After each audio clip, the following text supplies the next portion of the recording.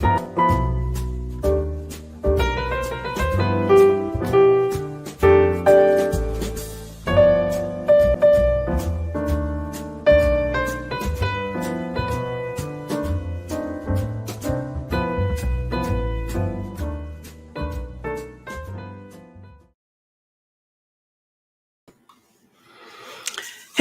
traders, welcome to Charts and Coffee. Happy Friday, everybody. All right, so a couple things I wanted to share with you all before we jump to your questions. First of all, yesterday in the free video at the Simpler Trading YouTube channel, which most of you are at, check out the Today's Bounce Changes Nothing. Full title credit goes to Trish. We were looking at this rally, 1,000-point NASDAQ rally, bounce in the S&P Russell, Dow. By the way, we're still short from 15,000 on the NASDAQ, whether that be QQQ, so the Sector Secrets Mastery folks, or the NQ or MNQ for the futures.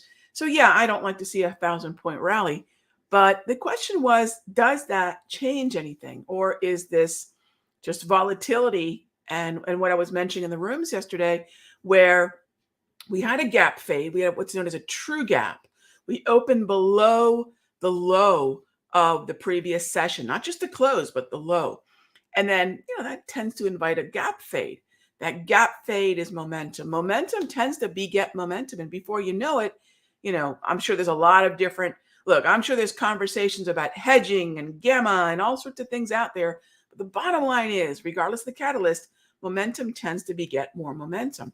But when we step back and look at the larger trend, and this is not me just talking my book, although, yes, I'm short consumer discretionary, I'm short retail, short Qs, short IWM, absolutely. All my cards on the table, I'm short, but from higher. So this is really a little bit of unrealized profit that evaporated, and quickly yesterday. But I'm not changing anything in terms of my view on the market.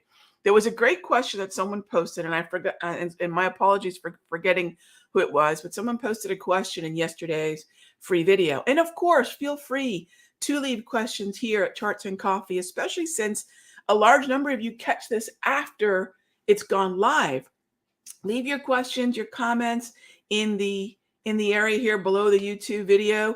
Of course, smash that thumbs up button if this content has been helpful.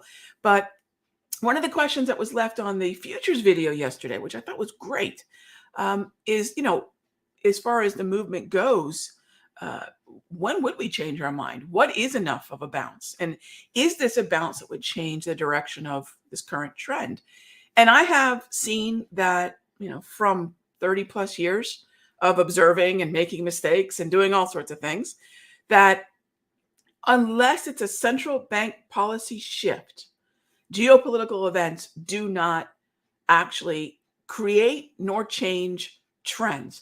This trend was in place far before, right? Far before what's happening right now, abroad was occurring.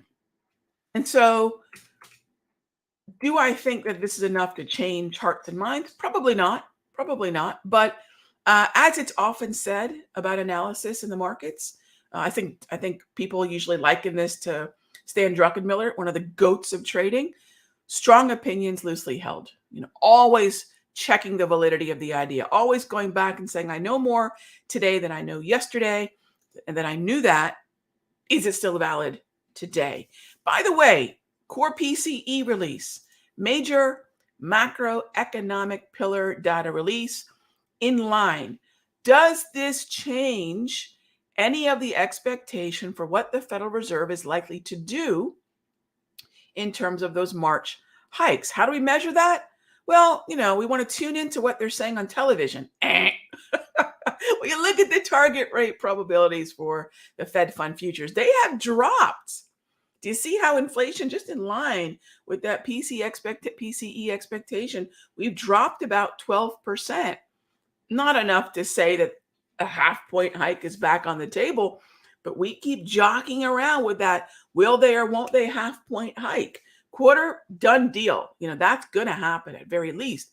But do we see that half-point hike? And the thing that's getting lost in the geopolitics and in yesterday's bounce is we had two very important data points this week: GDP yesterday, PCE today. These are macroeconomic data points that allow us to understand the rate of change of these two very important things that the Federal Reserve watches. That 50 to 75 half point hike column, and that's back in play. It bounced, it's doubled since yesterday. Not enough to say that's likely, but it's more on the table than it was yesterday. All right. So with that being said, as always, this show is about your questions. I'd like to do a quick little rundown of what's going on. By the way, if you are in the Mastery Options Room or the Futures Room on Sunday, I'll do it Sunday. I did it Monday last week. I'll share our weekly sector and macro breakdown. Once again, it'll be interesting to see how this week wraps up, and I'll be sure to send out that note in those rooms. So we have the previous week there. So check it out. It's the cliff notes of what I'm looking at, what those data points are that we need to be aware of to avoid the noise and keep our eye on the trend, says the Trendalorian. All right. Good morning. Good morning. First up, William. With so many commodities to follow, is it best to focus on just a few and become familiar with the details of what makes them move? You know, when you think about it, William, when you consider the open interest, the liquidity on the different commodities, there really aren't that many. Although, let's be specific. I think 12 to 18 are really viable. So if you head on over to finviz.com, FINVIZ, and look at the performance, and you'll just see the big list here. Many of these, DAX, not really liquid or available to many traders.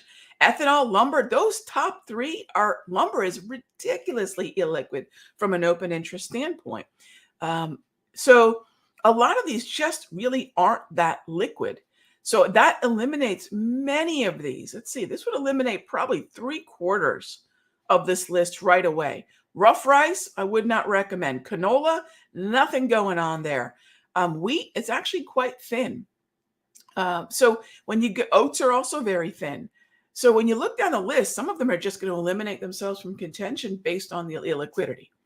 Then you'll ask yourself, in terms of the currencies, currencies on the futures are really best if the US dollar is in play. If not, I'll tell you, most often when I'm playing currencies, I'm going to head on over to the Forex side of things, unless, again, that US dollar is in play. So many of these are just going to be removed from contention. So then when you take that smaller list now, it's pretty severely truncated by the time you remove those markets that are illiquid and then markets that are best traded, say currencies, maybe Forex. Then we look at what's trending, and that reduces the list again. So I would go through that process of liquidity.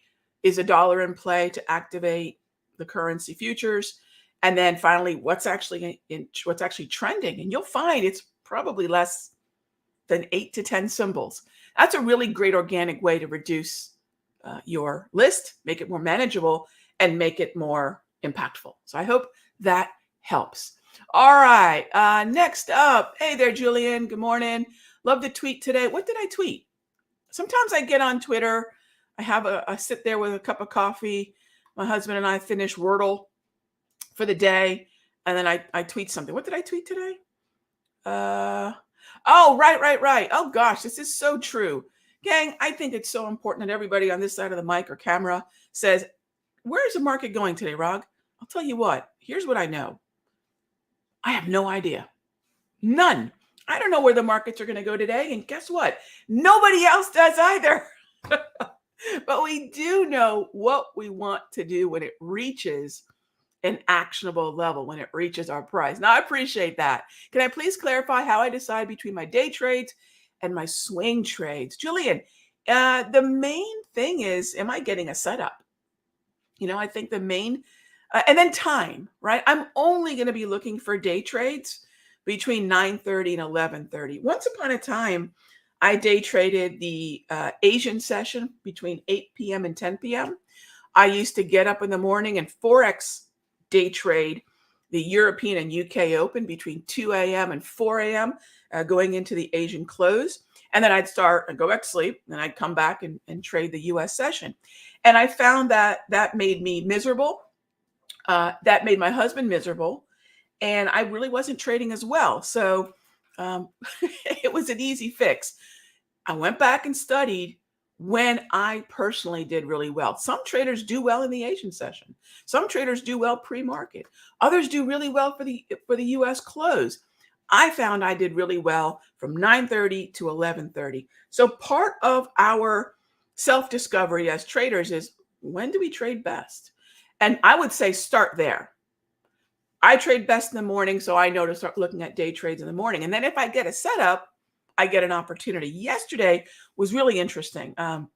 We had some cool conversations in the futures room about the day trading setups. The first trade that I took yesterday was an S&P short that took us from an oversold level to a retracement. And that was a very small, I don't know, maybe it was about 10 or 12 points of S&P.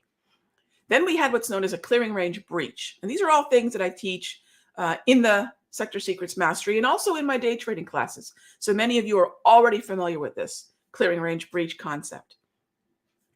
We breached, and then we were waiting for the retracement to that zone that I mark. And one of the questions, and I can't remember who asked me this, but it was a great question. We started looking at some volume ledges. Gang, I'm looking at TradingView right now. Volume ledges are not something that is mysterious. They're not something you need to go out and get some super secret squiggle to understand. They're built into the TradingView platform. And I love the way TradingView points them out. So I look for these areas of higher volume. These are volume ledges, right? Really easy. And we actually pull back to a point of control volume ledge yesterday, just after 10 a.m. On the S&P and the NASDAQ after they breached.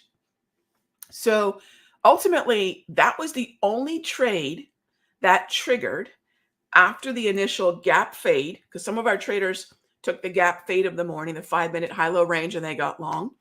Others took that quick short at the overbought level, got short and then flat, and then maybe got long. So it's, do we get the setups? That would be actually yesterday's trading session would be a really good one for me to go through. Maybe I'll do that this weekend and I'll throw it up in the rooms just so people can see the setups. Because look, if I can't go back and recreate what was happening, there's no way there's a rinse and repeat process so that might be a neat little exercise. After 11:30, I start switching to the daily. So Julian, one thing I'll say is we were hitting targets on a number of trades on the initial sell-off. So I was also pretty busy trying to take profits on our shorts while we had that push right in the morning. So it's really a matter of which setups, what's firing. I hope that makes sense. The setups dictate where my attention is going to go, right? Is DGX forming a bottom? Hey there, Mark. Is DGX forming a bottom? Good question. That, my friend, would be a big cup of nope. Not yet, not by any of my tools. Not yet. Now, yet means maybe, but not yet. Still red over red, still a sea of red grab candles. No pattern forming. Back in early February, we're starting to see maybe that pattern forming, and then it just continued lower. So we never want to front run an established downtrend thinking that the reversal is around the corner. Not yet, my friend. And again, I'm not a bottom picker, right? So I would not know what that low is. And again, going back to nobody knows, I'll stick with that. That's my story and I'm sticking to it. What do I think of Medtronic? Right now, not much. I will tell you all straight up, we've had a really great run in the mastery. I think we've gone 11 wins, but my losses, let me show you something. My losses have come by way of Merck. This was a losing trade for me, not a terrible one. We took our paper cut here.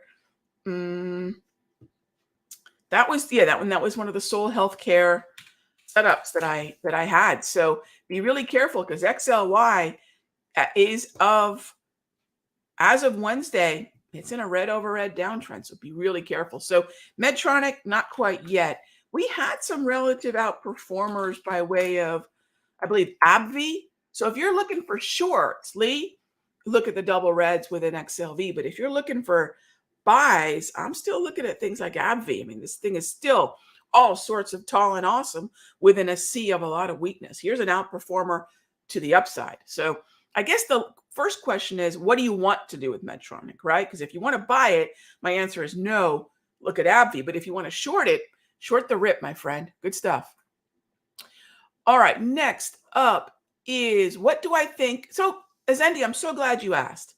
So my answer is going to be a little different than probably what you were expecting. And it's by no means to disrespect your question, but to give you an honest answer.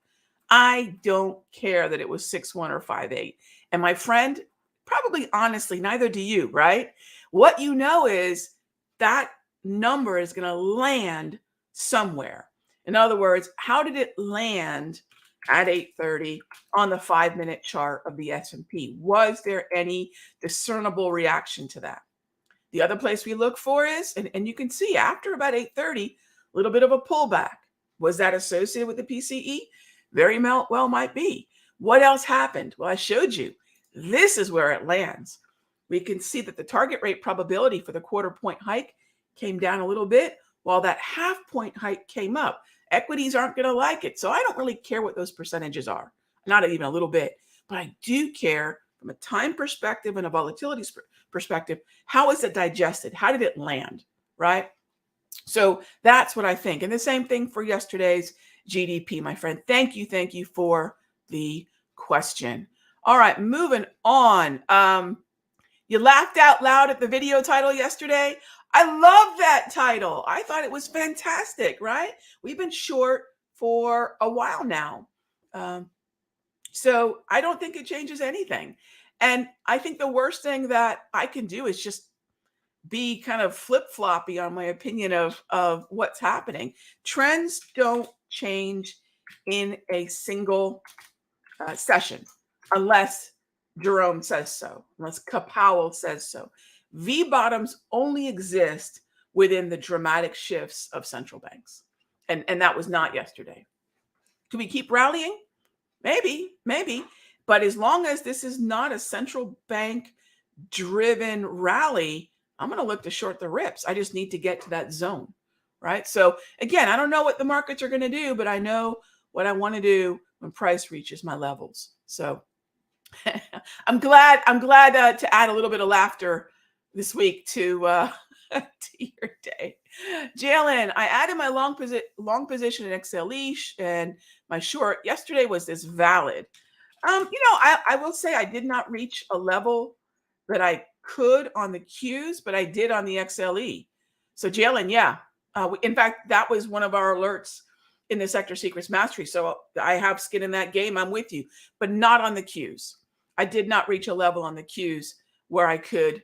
But look, you're still dealing with the trend, so I don't have a problem with that. Just remember, if you did short the Qs, which I have zero issue with, right?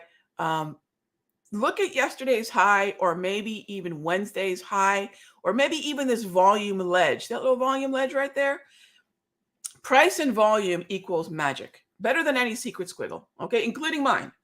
That is a level, if we start to find bullish momentum through, you might consider, hey, we might have a different exhaustion level to the upside. But if we can hold that, I have no problem with that, Jalen. None at all. None at all. What about the Russell? So we have the IWM open short, but where we're short from matters. We did this on the 16th, 205 puts. We also have 209 puts we did earlier. So, where we sit, yeah, it eats up some unrealized profit. But if we can get up to 200, 201, I might look at shorting this again. So downward structure, rip into resistance. What is a resistance level to one trader might not be to another. So that's where the tools, the indicators of your process matter so much. Because I might be looking at a VWAP or the wave. I'm definitely going to be looking at my Darvis 2.0 levels, all of which, by the way, you can get over at the countdowntrader.com. Darvis 2.0, wave, grab, and propulsion. Go to countdowntrader.com, scroll on down, click on either one of these Thinkorswim links, and you'll see all of the tools are there. Propulsion, Darvis 2.0, and the grab study includes the wave, right? They're just together. Grab that. And then, by the way, I know I've been trying to remind everybody, mark it on your calendar on March 9, 8 p.m. We're going to go over what I've been doing with these tools, the kind of trades that we've been having, why since specifically Jan 26, even to today, we've been somewhere around an 85% win rate. I don't say that to brag. I say that because there were certain things that aligned, and I want you to be able to recognize what they are so you can take advantage of both the uptrends and the downtrends that are in this market and not be frustrated like so many other traders are right now. There's no reason to be. The first week of January was not a great week for me. We had to shut it down, take a breath, wait for things to start to clarify. So we spent the middle of January, a good 8 to 10 trading days, doing nada. And then when things started looking clear and the setup started triggering, we've got to work. And I think we've probably fired off nearly 20 trades in this period of time. The number of trades is not relevant. The opportunity is what I'm trying to convey. And of those, like I said, I think we're 80, 85% a win rate on those trades. I think that in this environment, it's very difficult to shut out, a lot of what's going on in the world right now. And remember that that's not necessarily what's moving the market. The market moves because of central banks, not just the US central bank, but all the different central banks. Keep an eye on what the central banks are doing. Might they react to what's going on geopolitically? Less than you think. They're still going to be looking at those data points. What's happening with growth? What's happening with jobs? What's happening with inflation, right? So believe it or not, we tend to have very short memories for things as awful as what's going on in the Ukraine right now. But this is me telling you, this is me trading through 2 wars. I remember trading Gulf from my Gulf 1 from my dorm room, right? It's interesting how we as humans react to these in terms of the way we express it in the market. So be aware of that. Don't let that seep in too much inside your trading decisions. So we'll wrap it up with this question. Hey there, Prima Jenner. I was wondering if I could talk about the Sector Secrets program, especially about day trading and swing trading aspects. Prima Jenner, I'll tell you what, on March 9, we're going to get into all that. But just really briefly, it's my clubhouse. I mean, that's the best way to say it. If you like these tools, please try the tools first. Everybody here, Trish and I, my partner here in the office, we want you to be able to see what tools I use. So A, you visually understand them, and B, you get a really good chance to say, yeah, that resonates with me or it doesn't. If you're on the fence, if you're confused about what I'm doing with them, March 9 will clarify that. That's the whole point of that webinar. And then as far as day trading goes, in the morning, we set up some day trades. And in the afternoon, we look at the daily time frame setups. And we have a mixture of longs and shorts. It's been the first time in a long time that I've got a mixed book where, long crude oil, long oil stocks, grains, agribusiness. We're looking to buy pullbacks in gold. And then on the short side, bonds. On the short side, small cap. Then we also have the euro to the short side. We shorted bonds yesterday, IEF mostly. TLT and ZB were perfectly valid as well. We shorted bonds. We're shorting retail. Shout out to Melissa for sharing that with the group, saying, hey, Raghee, I think this matches the criteria. So shout out to the think tank for that one. Consumer discretionary, etc. So, mixed book right now. Come see what we talk about on the 9th. I don't want anybody making a decision about who's going to be your mentor quickly or because someone's flashing a really good P&L right now. That's not the point. It's not about P&L. It's about process, right? So I want you all to see what we're going to, my process, and make sure it resonates with the way that you're wired. All right. So as always, I know I've run over. My apologies. I will see you all in the Ask Me Anything session today at 3 in both the Sector Secrets Mastery and in the Futures Room. Again, if you have any comments or questions, feel free to leave them here below the video. I will also be doing the free video tonight, so check that out. I'll be wrapping up a lot of what we saw this week in that free video. So check on back here at the Simpler Trading YouTube channel. Thank you as always for the awesome questions. I know some of which I did not get to.